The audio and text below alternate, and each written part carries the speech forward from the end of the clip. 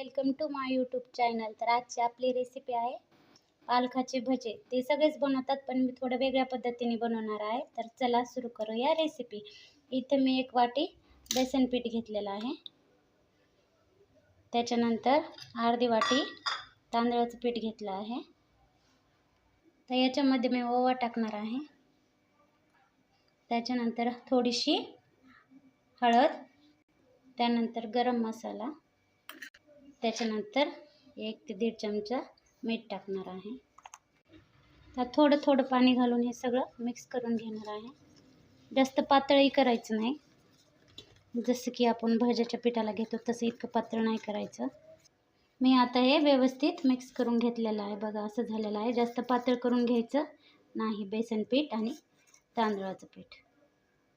बटाटे उकडून घेतले होते मी इथे 6 ते असे मॅश करून घ्यायचे व्यवस्थित।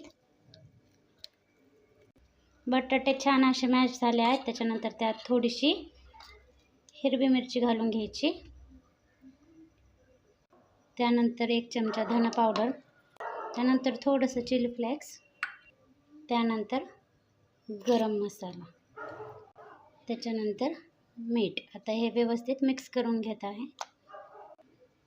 मी इथं पालक घेतला आहे, त्याच्यावर ही बनवलेली भाजी व्यवस्थित अशी लावून घ्यायची।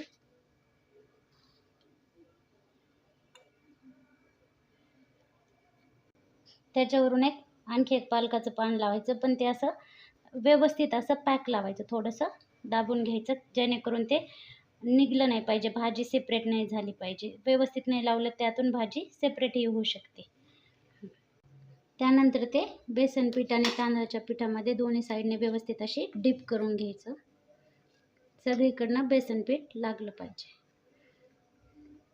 व्यवस्थित। आता ते तेलामध्ये असं सोडून घ्यायचं,